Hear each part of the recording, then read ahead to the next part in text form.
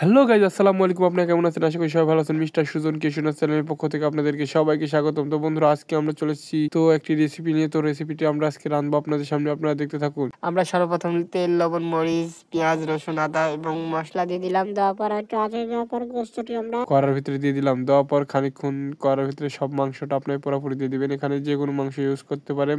তো তারপর একটু মরিচের গুঁড়া দিয়ে আপনি খানিকক্ষণ নাড়াচাড়া করে নেওয়ার পর সুন্দর করে যখন আমার দেখবেন কষে আসছে, তখন আপনি সুন্দর করে একটু পেঁয়াজ কুচি দিয়ে দেবেন। কিছু পেঁয়াজ কুচি দিয়ে দেবেন, কাঁচা পেঁয়াজ। তারপর দেওয়ার পর আপনি মাংসের মশলা যেটা আছে সেই মশলাটি আপনি দিয়ে দেবেন।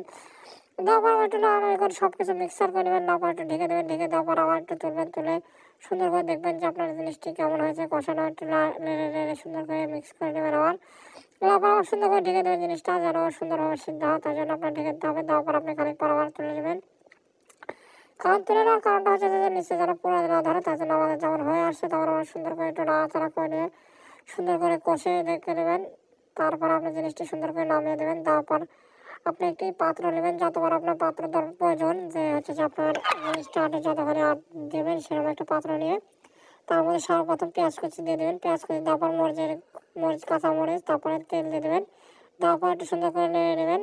নেওয়ার পর আপনি আদা, মশলা, জিরা সব বাটা যেটা আছে সেটা দিয়ে দেবেন। দেওয়ার পর আপনি মাংসের যে মশলাটি ছিল সেই মশলাটা আপনি দিয়ে দেবেন। দেওয়ার পর একটু নাড়াচাড়া করার পর আপনি মরিচের গুঁড়ো দিয়ে দেবেন। যত পরিমাণ আপনি ঝাল খাবেন সেই পরিমাণে আপনি মরিচের গুঁড়ো দিয়ে দেবেন। দেওয়ার পর একটু পানি দিয়ে সেটাকে একটু নাড়িয়ে নিয়ে একটু হলদির গুঁড়ো দিয়ে সুন্দর করে একটু নেড়ে নিয়ে একটু কষিয়ে নিতে হবে, তাছাড়া আপনি স্বাদ ভালো পাবেন না। তারপর একটু লবণ দিয়ে দেবেন। দিয়ে সুন্দর করে আবার একটু নেড়ে নেবেন।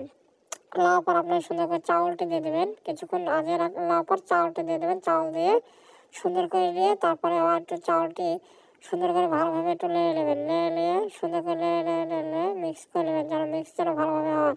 হওয়ার পর আপনার যখন এটি হয়ে আসবে তখন আপনি মাংসটি দিয়ে দেবেন। এখন আপনি মাংসটি কষানো মাংসটি আপনি এর ভিতরে দিয়ে দেবেন। তাহলে আপনার জিনিসটি অসাধারণ এবং সুন্দর হবে। তাহলে ভিডিওটি কেমন লাগছে অবশ্যই মতামত করে জানাবেন। ধন্যবাদ।